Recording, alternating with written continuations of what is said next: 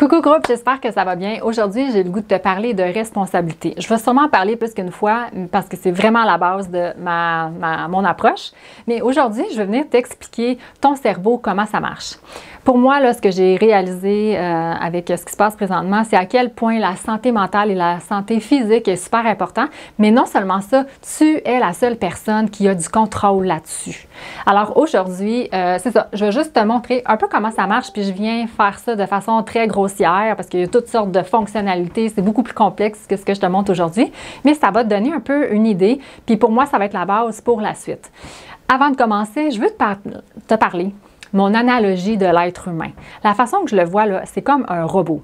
Notre cerveau, c'est un ordinateur et la parole, c'est le code que le corps exécute. Lui, le corps, là, que je me raconte des menteries ou la vérité, lui, il exécute tout le temps. C'est un serviteur extraordinaire et quand on le sait, c'est tout à notre avantage de prendre l'avantage de tout ça.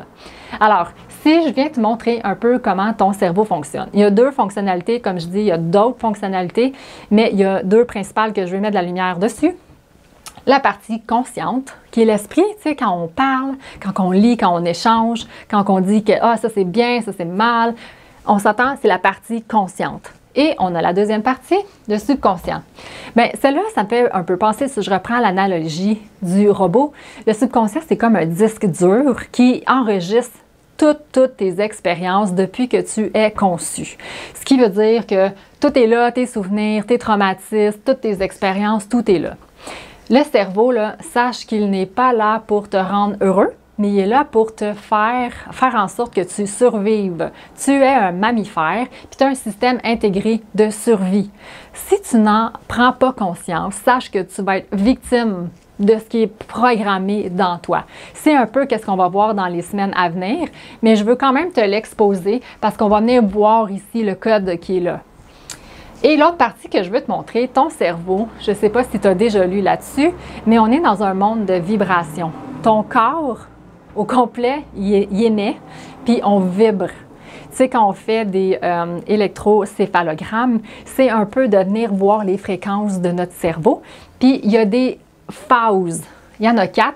Il y en a une de plus là, quand tu es connecté cœur-cerveau, mais je ne veux pas aller dans cette direction-là. Je veux rester à la base.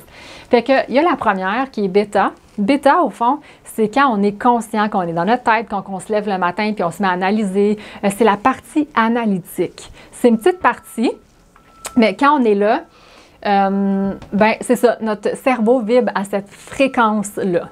Par la suite, si on s'assoit puis on se détend, exemple quand on vient méditer ou quand on va dans des séances d'hypnose, c'est pour ça qu'on vient ici sortir de la phase consciente, puis aller à l'intérieur de soi, puis être dans la phase alpha.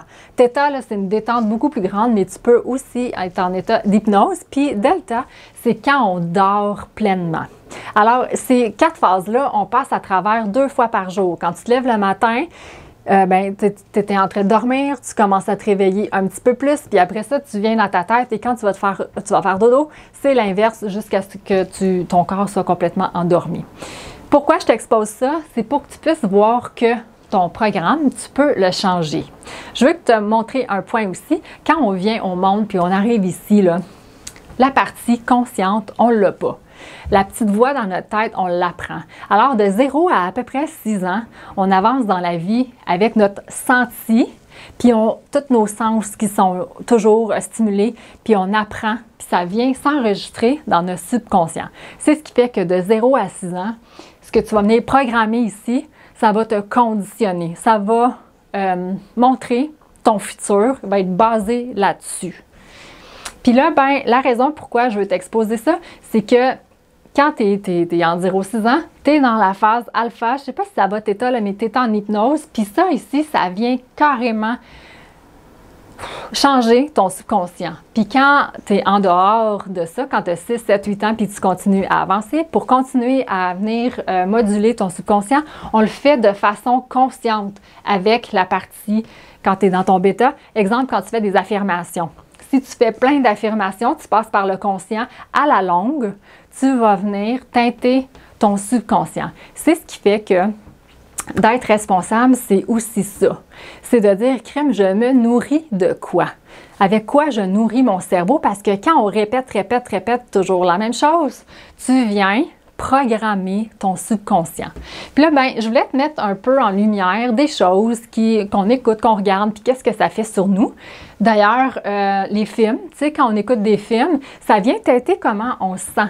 Puis la raison pourquoi ça fait ça, c'est que moi, j'appelle ça de l'identification. C'est comme si, quand on écoute un film, on n'est pas dans notre tête. Es-tu d'accord avec moi? On est là, on regarde, on n'est pas en train de dire hey, demain je vais faire. Des fois, ça l'arrive, là, on écoute le film, puis oups, on part dans notre tête. Mais quand on écoute le film, pour moi, on est carrément en hypnose. Puis là, on n'est plus en béton, on devient en alpha, puis on est complètement. On absorbe l'information et on s'identifie. Je te donne un exemple. Si tu écoutes un film, je me rappelle, moi, à une époque, je venais de me séparer, puis j'ai été voir un film de tennis. Puis là, c'était une belle petite histoire d'amour. Et là, moi, je me disais, oh my God, j'aimerais tellement ça, avoir ça. Puis là, je me projetais dans le film et je vivais physiquement toutes les émotions qui viennent avec. Même si je vivais pas ça, même si dans la réalité, c'est pas ça qui se passait. Alors, il faut être attentif à avec quoi on se nourrit. Parce qu'au moment où j'écoutais le film, j'ai pleuré, j'ai vécu toutes sortes d'émotions et mon corps, lui, il ne sait pas que j'écoute un film. Lui, là, il se soumet pleinement à moi.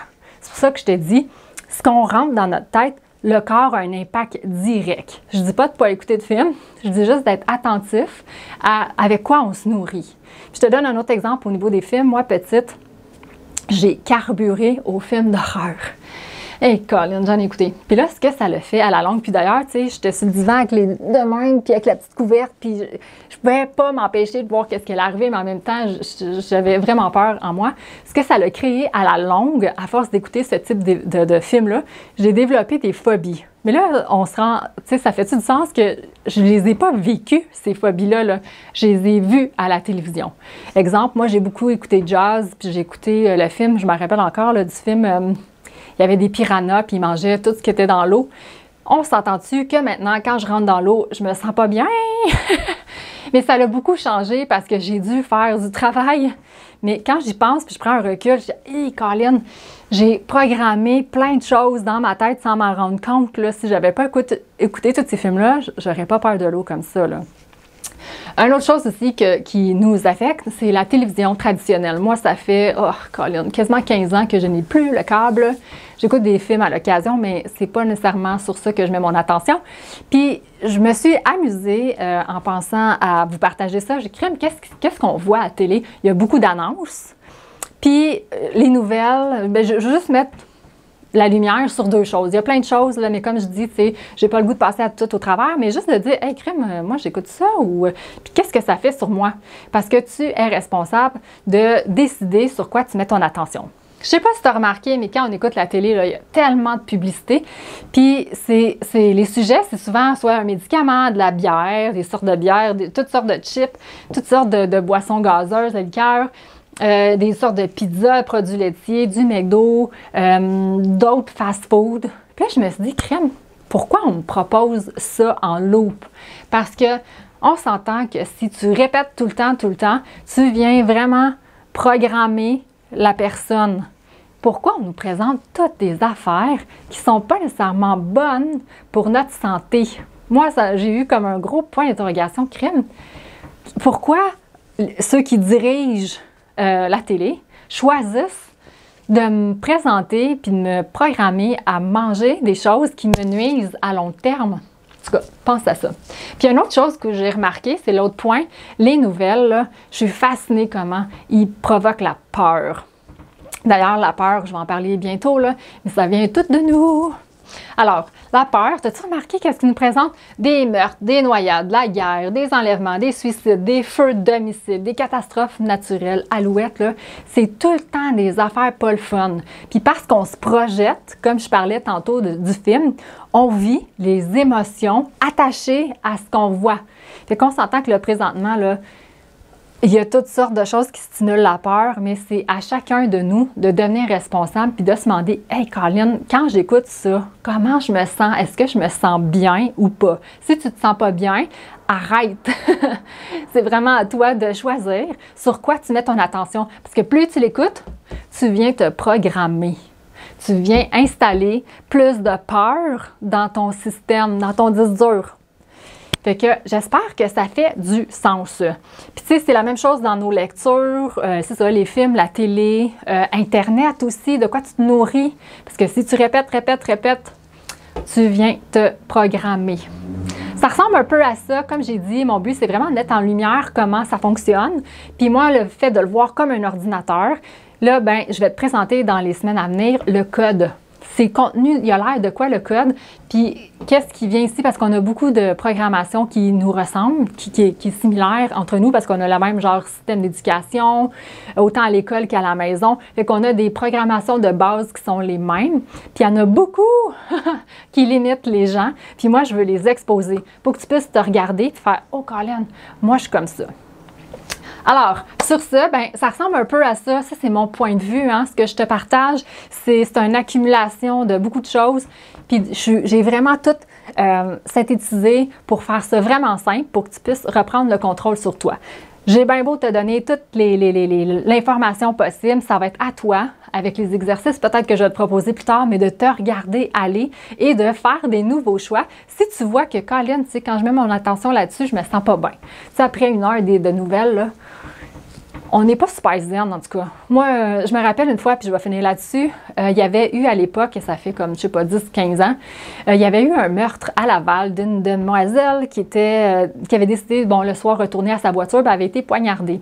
Puis là, ben 3 jours après, je dis à mon amie, « Hey, je m'en vais chez vous, je vais courir pour me rendre chez vous. » Elle dit, « Hey, non, fais pas ça, là, t'as pas vu la fille qui s'est faite poignarder, il y a 3 jours. » Puis là, je fais, « Ben là, c'est pas parce qu'elle, ça y est arrivé que ça va m'arriver, là. Faut pas venir fou, là. » Fait que tu vois jusqu'à où les nouvelles peuvent nous rendre, on se projette, puis on ouf, d'un coup que ça nous arrive. Parce que ton cerveau n'est pas là pour te rendre heureux, il est là pour te protéger et te faire survivre. Et c'est pour ça qu'on contrôle puis on se projette. Alors, ça ressemble un petit peu à ça. Je mets un peu la table, je m'arrête là-dessus. Merci infiniment de m'avoir écouté et je t'invite à me partager qu'est-ce que tu en penses, si ça fait du sens ou pas. Ça se peut, c'est juste mon point de vue selon mon expérience à moi. Puis ben, c'est un peu ça que je veux exposer prochainement. Alors, à bientôt, puis c'est tout. Bye!